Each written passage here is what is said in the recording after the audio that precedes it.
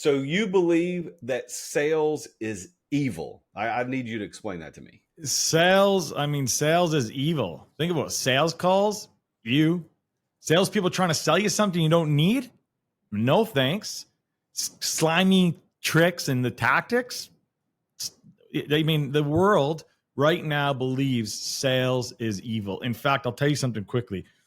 Back in the 1960s, they did a study and they found out that 70% of the population believed in salespeople, trusted salespeople. Today, it's less than 10%. Whoa. Now, I'll tell you something else. There was a study, an overall study that also went down and said their thoughts on sales. 4 out of 5 human beings trust salespeople. Salespeople don't even trust their own kind.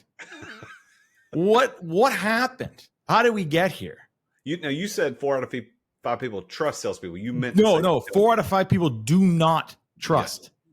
4 out of 5 do not trust salespeople. And there was reported that even salespeople said they don't trust their own kind. I mean, what world are we living in? It's insanity. Well, and here's the thing.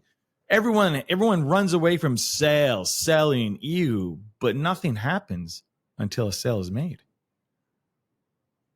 So what happened? How did we go from over 40 years, almost 50 years? Well, I guess it's 50 years. How did we go from 50 years from the 70s to today? I believe in trust salespeople to get out of my life. Like, I don't want you. Yeah. So what I believe was happening is somewhere along the way, sales became manipulative, became predatory. It became all about tricks, and then you get guys in the 80s, the early 70s, 80s, 90s, all these sales seminars, trying to NLP, all this stuff that I believe is not part of sales. And you got all these fake gurus out there, fake salespeople trying to tell people how to sell, but no one's talking about the number one fundamental thing about selling. It's not about tricks, not about your script, it's not about your offer, it's not about your product, none about that. It's about the human connection. That's it. The ability to connect with humans. Sales is just a transference of energy and connection. So we're talking with Kayvon Kay, who is the founder of the Sales Connection, and he just admitted that sales is evil. Sales is evil. So how do you overcome that? I mean, if your business is selling, I mean, you work with people like me and other people in other industries where you help sell high ticket stuff. So how do you overcome the evil nature of what we're dealing with the fact that it is required to sell? Nothing happens till somebody buys something, and they can't buy it until they're sold. Absolutely. So because I believe in sales as a connection, right? That's why we have the company was called The Sales Connection. The way we overcome that is, number one, we don't act like salespeople. Don't act like traditional, typical salespeople. Don't be overexcited. Don't be selling features and products. I tell my guys, act like doctors. Ask the right questions. Ask the hard questions. Figure out what their pain really is so that you can actually solve the problem. One of the things that I think makes me different, I'm not one of those guys that says, sell everybody, always be closing. No, I think that's bullshit. Always be connecting. It's a different story. ABC. But ABC still exists, but always be connecting. Why? Why would I want to sell the typical sell ice to an Eskimo? Why would I want to sell ice to an Eskimo? An Eskimo doesn't need ice. Or rubbers to a monk. A monk doesn't need rubbers. Why would I sell these things to these people? That's just, to me, it's not congruent. It's not alignment. It's not connection, and it's not human. But me asking you questions and understanding where you're at and understanding what's holding you back and understanding maybe what's in your way, and then finding a way together to get past that and connecting you to what is a service or a product that's going to help you get to your ideal state. That's not selling. That's helping. So that's transformation. So how do you then do what you do? Because you can't just connect your way into a sale, or can you? No, I mean, it all depends on how good of a salesperson you are. But here, I'll tell you some of the, because we don't have a long time to go too deep into this, but I'll tell you some of the key factors that I think that separates good salespeople from great salespeople. Great salespeople know how to ask the right questions at the right time with finesse. Number one. They also understand that it's not just about asking the questions, it's about listening. See, most salespeople do all the talking. The less you talk, the more you sell. I tell people when I train sales organizations from time to time for my clients. I'm not a sales trainer specifically, but if a client hires me to coach them, I'll sometimes train their salespeople. And one of the things I teach them is the 2/3 rule, is that the client, or the prospect rather, should do 2/3 of the talking during any kind of engagement. So if you look at that, that's 33% of you talking, 66% them talking, which they're talking then twice as much as you. Yeah. You break it down. So how do you do that? That you have to ask questions, which is what you just said. So how do we build the skill of asking questions so that we don't become an evil? So here's a telltale. The person who asks the question controls the conversation. The person who controls the conversation controls their commissions. So what I tell my guys is if you're talking to a prospect and they ask 3 questions in a row, you've lost control of the conversation. That's just a simple telltale. So if I'm talking to you and now you're in the driver's seat and you're asking me 3 questions like, well, what's this product about? Well, how can I do this? Or how do I get there? Boom. Automatically I've lost conversation. Because the person who asks questions controls the conversations. Now, you got to understand, it's not just about asking the questions, asking the right questions. And you only ask questions for really 3 reasons. Number 1 is you're asking questions for discovery, to understand. Number 2, you're asking questions to motivate, to get them motivated. Not motivated just on the product, motivated on the transformation, motivated that they want change. And number 3, you're going to ask questions for pain. Now, there's 3 levels of pain. If we want to get right to it. Yeah. Sorry. Because I hate the question, what keeps you up at night? Although it's a good question conceptually, it's a terrible question to ask. Or what are your pain points in your business? You can't go there. How do you ask the pain question? I love that you said that. Like, what keeps you up at night? Like, how cheesy is that? How typical of a salesperson is that? That's what I was talking about. So people are like, oh, I asked the question. Are you asking the right questions, right? So the way you would go around that stuff is more, you can ask them, okay, let me ask you, what's your number 1 challenge that you're going through right now in your business?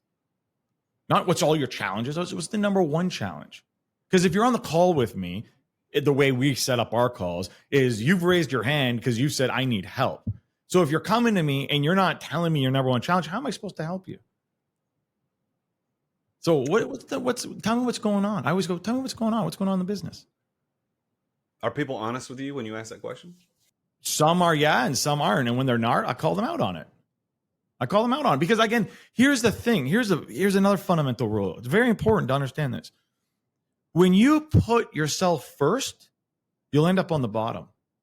When you put your prospect first, you end up on top. So what does that mean? Back to that question. If I know someone's not holding back, they're holding back. Well, 2 things are happening. Either I'm not doing my job and I'm not creating a safe environment for them to feel safe enough to be open to trust me, or they're scared themselves. They're scared to face their own truths. They're scared to even face the questions I'm asking because they don't want to have the answers, because whatever comes out of their mouth becomes real to them now.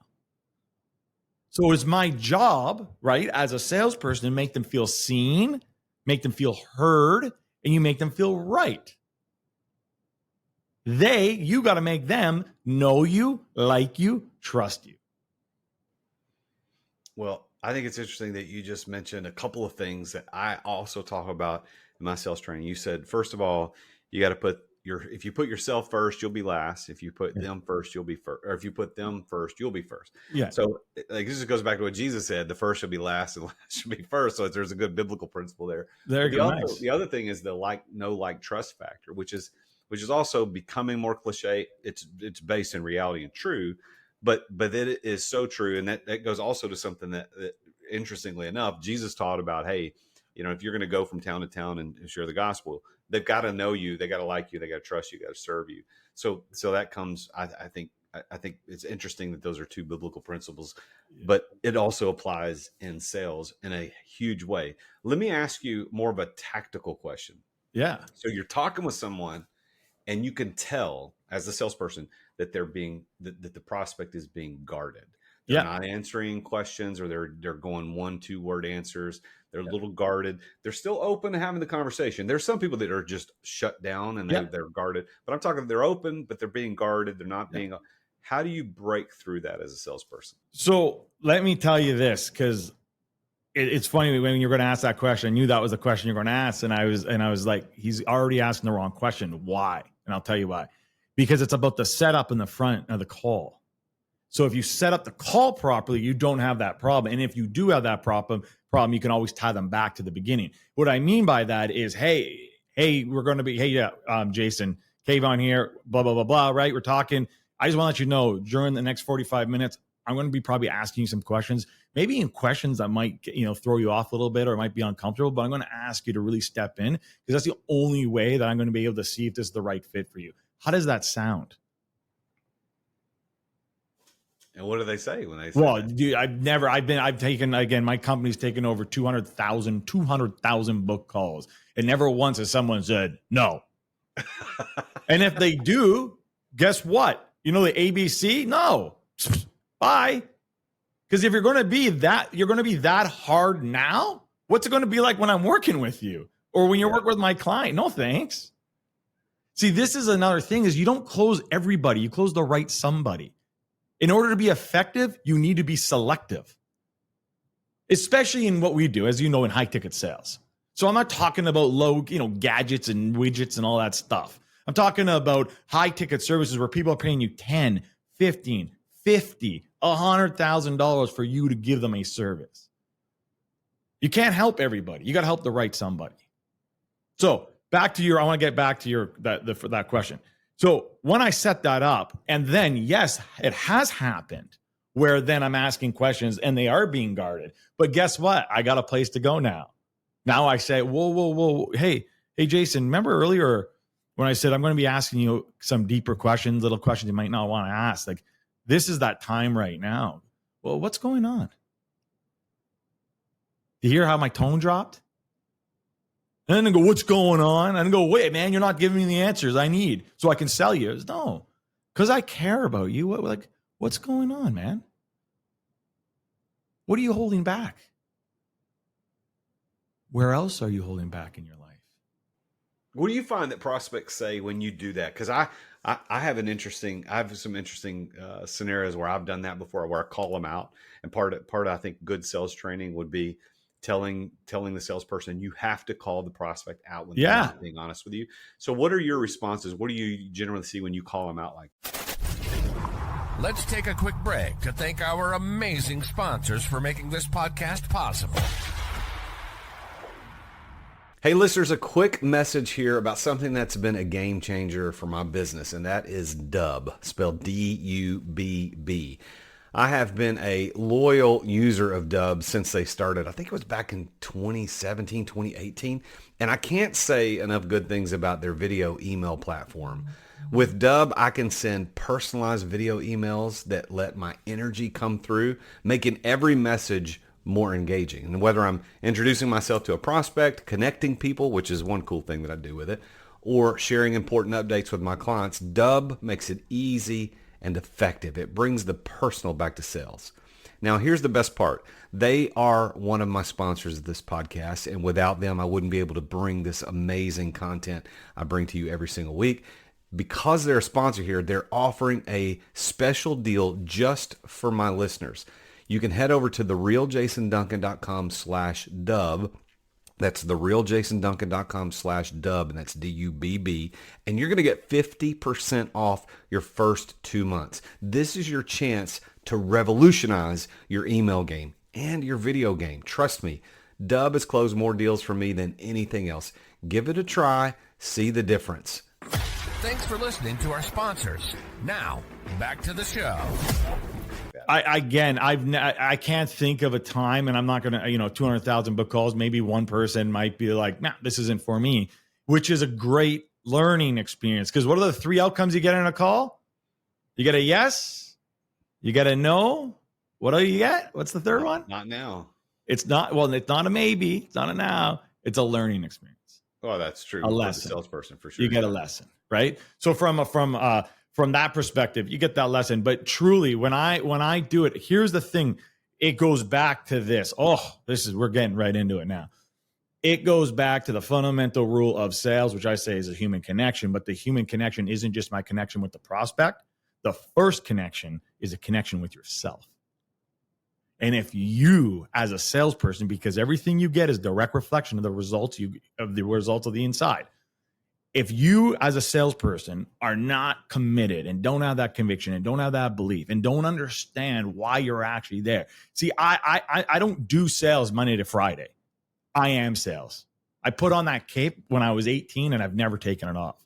Most salespeople act like salespeople Monday to Friday. On Friday, they take the cape off. They go do something with their families. They go do something with their friends. They go party. They go drink. They do whatever. They go to the gym. Who cares? Living a house lifestyle. But the reality is they've taken that cape off. But yet they wonder why they're never going to be great. Once you put that cape on, you never take it off. And you understand as a salesperson that the way you operate, the energy you come from is going to determine the entire sale.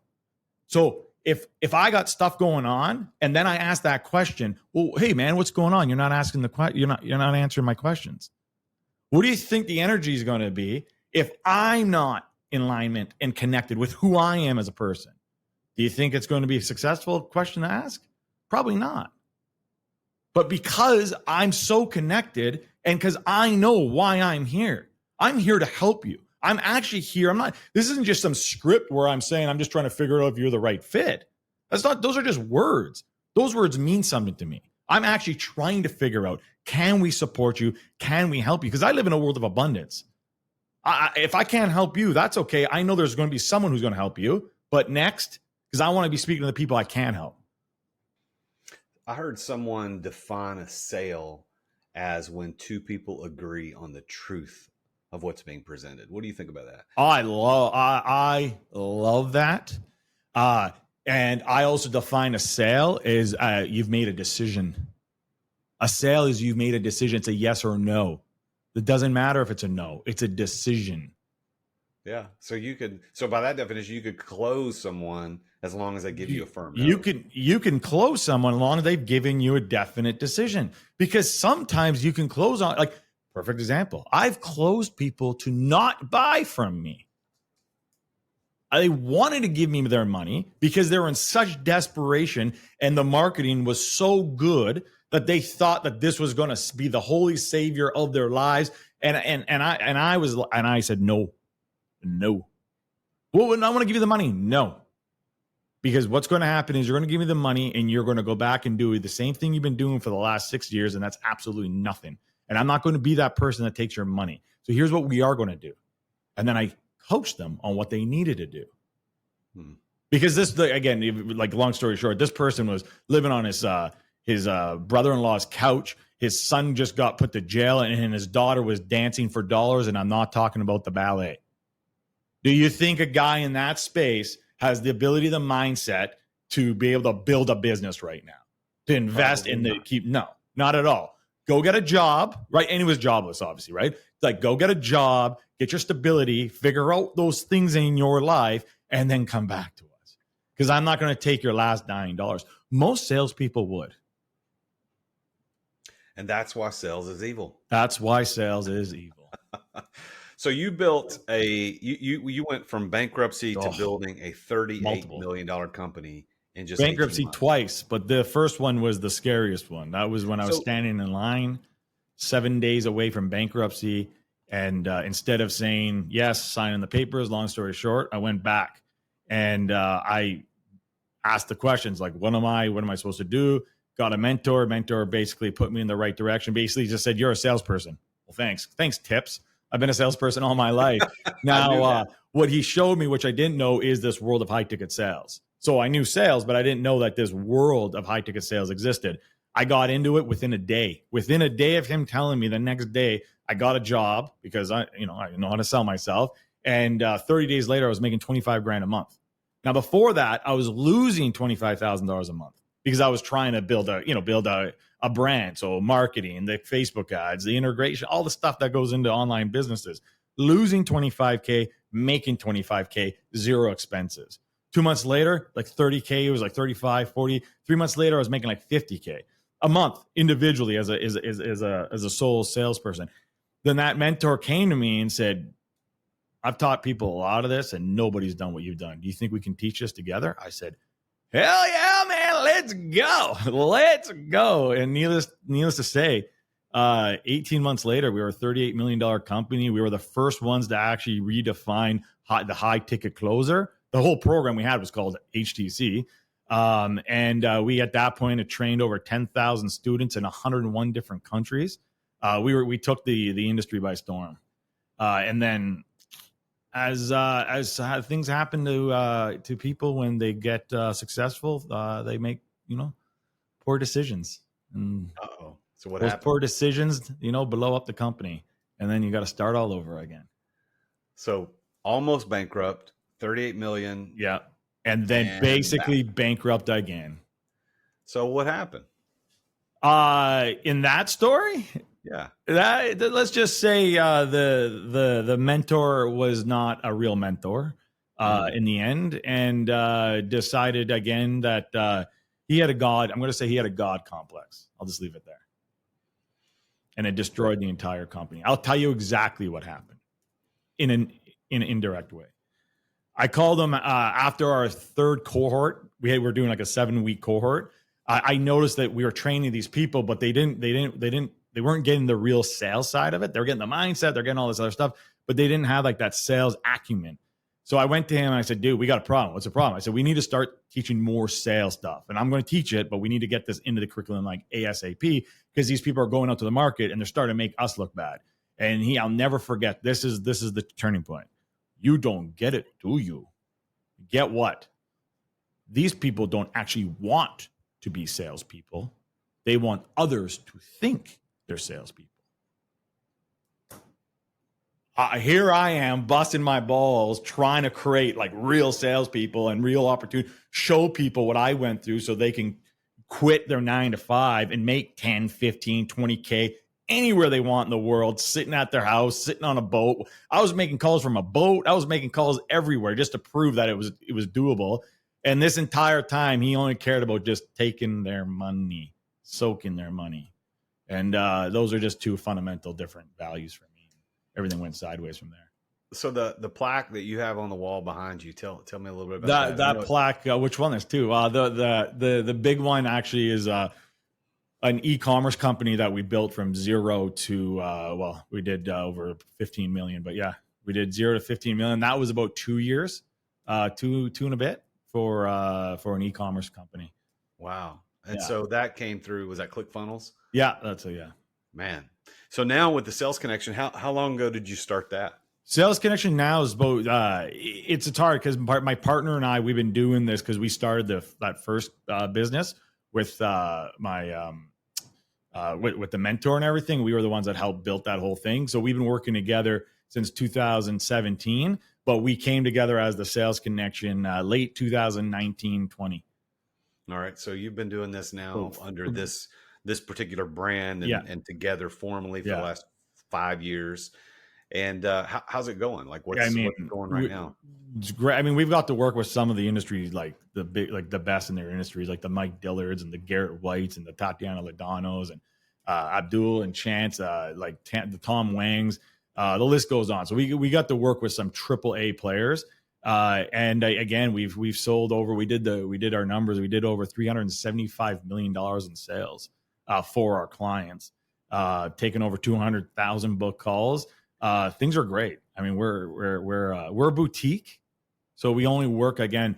I decided after I got out of like that business opportunity market that I wanted to get into the business of helping winners win more. So I didn't want to take. I'm just be honest. I'm not in the business of taking 2s and 3s to 7s. I wanted to take 7s to 8s and 8s to 9s and 9s to 10s.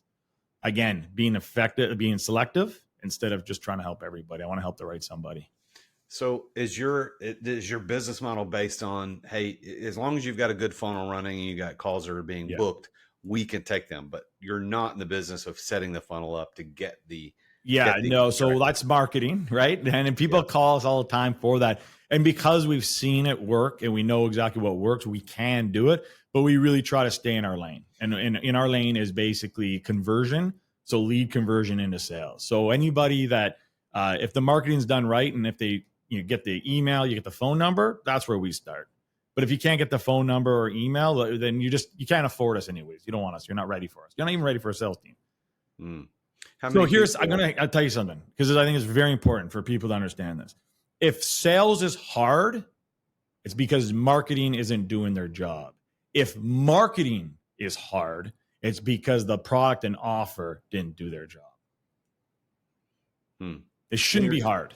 Well, struggle, right? So how do you fix the hard? How do you get the hard taken care of? Well, you got to figure out where the holes are in the leaky bucket. There's a lot. There's a law of constraints, right? So you got to look at your entire sales process and see where things are falling off. And that starts all the way at the top of the marketing.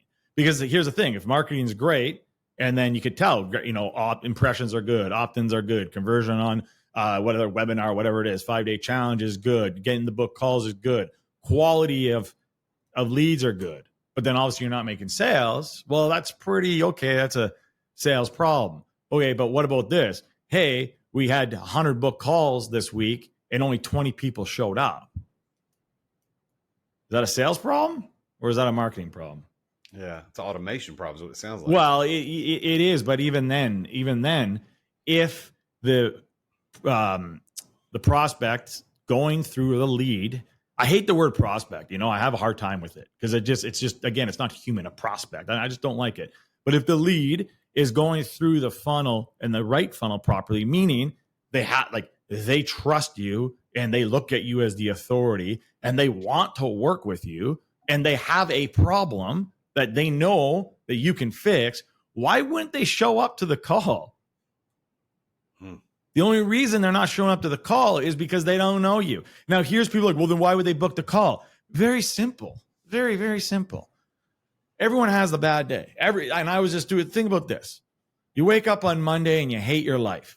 And on Tuesday, you're like, I don't know if I can do this. And Wednesday comes hump day, right? So hump day comes, you're like, I can get through this. Thursday night comes around, you go out with your friends, you start drinking. Friday's here, who gives a shit? And you're on, and now I'm here for the weekend. Life's good all of a sudden. But then Sunday comes. And all of a sudden, Sunday, you're like, I can't believe I got to go to work again on Monday.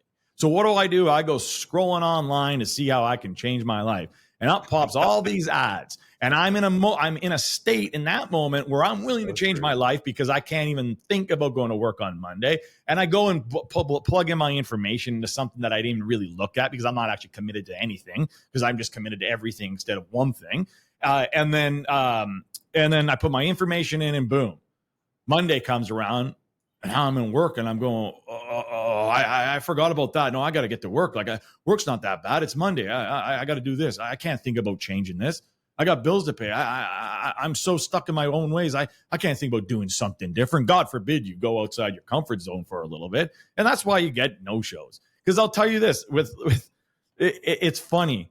The only no-shows like that I believe that are real are ones that are real business owners that are sometimes busy or things actually pop up. But you know what? They let you know, they reschedule, and they show up the second call. Versus the ones where they put in the information and you call out to them, they don't answer. You email them, they don't answer. You text them, they don't answer. You wait 24 hours. You do that all over again. You wait another 24 hours. So now you're 48 hours. You do that all over again and nothing. And marketing sits there and goes, oh, salespeople aren't doing their job. No, there's a problem. There's a problem.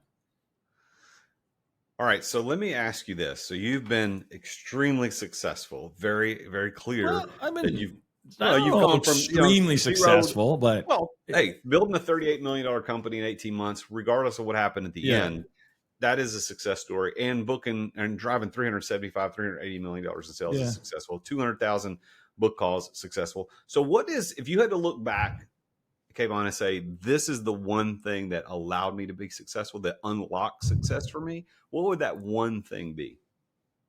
My resilience, like the resilience. Absolutely.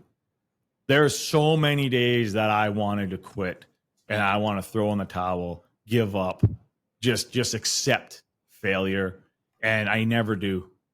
I'm so stubborn, and my vision of the best version of that I want to become is so strong.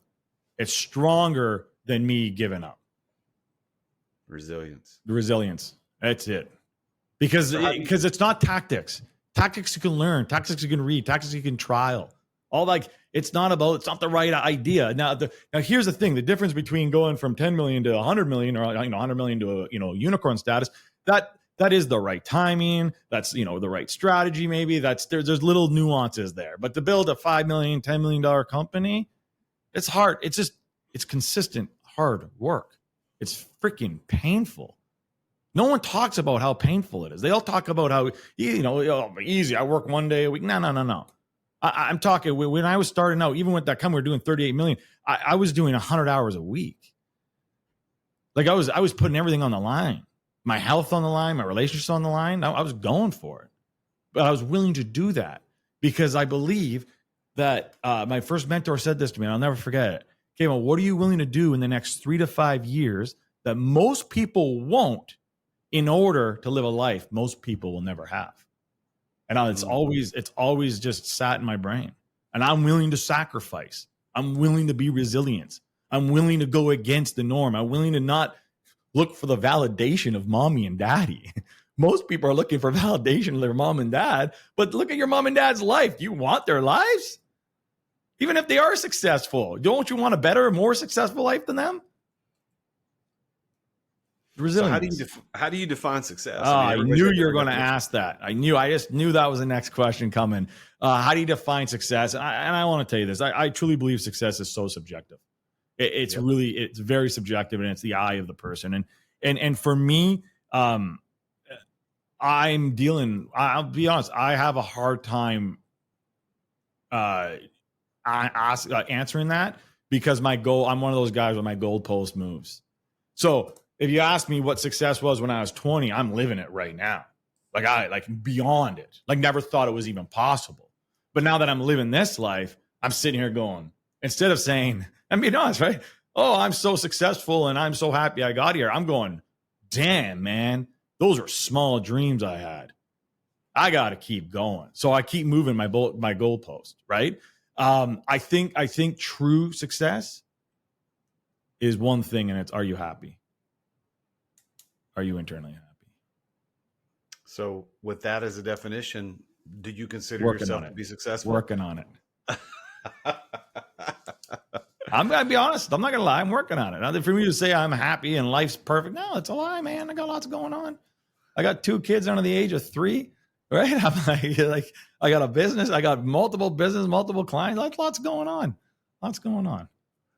So let me give you the opportunity to put your advisor, coach, consultant hat on. So you've got an audience of entrepreneurs listening to you right now, watching you on YouTube, wherever they happen to be engaging with the show. And they're looking at you as somebody who's done what we've listed. You've bankrupt to $38 million and back again and then back, right? So you've been through the cycle. You've booked over $380 million in sales. You've had 200,000 booked calls.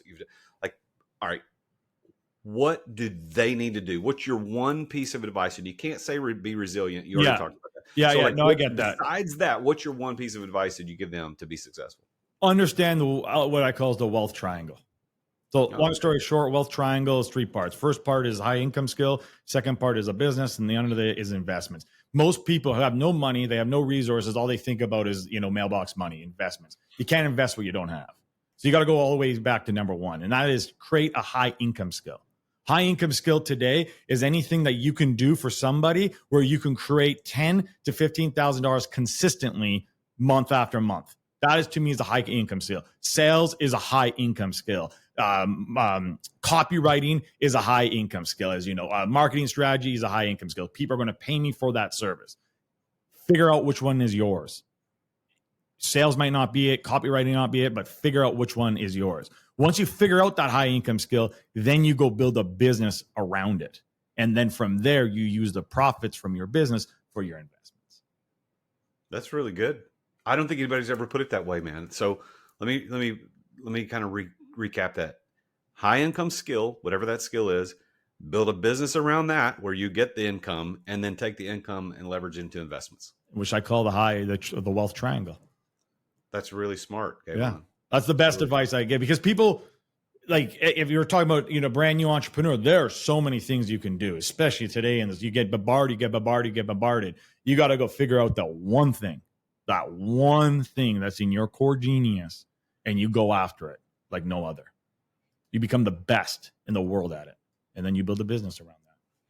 So if you want to follow Kayvon, you want to check him out. He's at Kayvon, that's Kayvon, Kayvon.com, or the salesconnection.com to check him out. So if you've got a high ticket offer and you want somebody to kind of be on your team to help you close those deals and take those leads through the process, reach out to them at the salesconnection.com. Follow them on Facebook, Instagram, or LinkedIn at Kayvon Kay. That's Kayvon Kay, Kayvon Kay. At any of those platforms. Kayvon, this has been a really great conversation about sales and how sales is evil, but we can we can use our superpowers for good. We don't have to be evil. We can use them for good. So thank you for sharing that insight, man. And congratulations on your success, dude. I appreciate it. This is great. I'm going to give you the last word. What would you like to say to the audience before we close out today? Love many, trust few, but always paddle your own canoe. That is so fantastic. Kayvon, thanks for being on the show, man. All right. Well, there you have it. Another successful entrepreneur about how he built and has sustained a very successful business in the sales world, even though he believes that sales is evil. Isn't that interesting? So what are you doing to build your wealth triangle? I want to kind of harp on that just for a second. This high income skill, what do you have? Is it sales? Is it copywriting? Is it creative? Is it web design? What is it that you have that is a high income skill? Go build a business around that high income skill. And then for the love of, listen, don't go buy Lambos and yachts. Take that and buy investments, buy assets. This is what he's talking about, this wealth triangle. This was really, really genius. So make sure you tune in again next time when I talk with another successful entrepreneur, successful athlete, actor, influencer, whoever it is that's going to be on my show next time about how they built their success. Make sure you tune in. You don't want to miss what's going to happen next on the root of all success. I am, as always, the real Jason Duncan, and Jesus is King. Thank you for listening to another edition of The Root of All Success with the real Jason Duncan. If you've enjoyed this week's episode, visit therootofallsuccess.com to access the show notes and other helpful resources. Follow Jason on social media at The Real Jason Duncan. See you again next time here on The Root of All Success.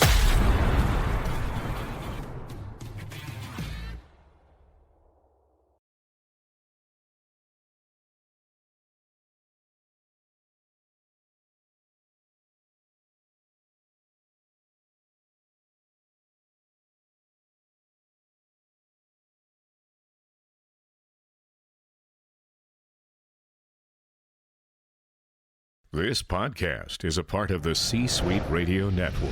For more top business podcasts, visit c-suiteradio.com.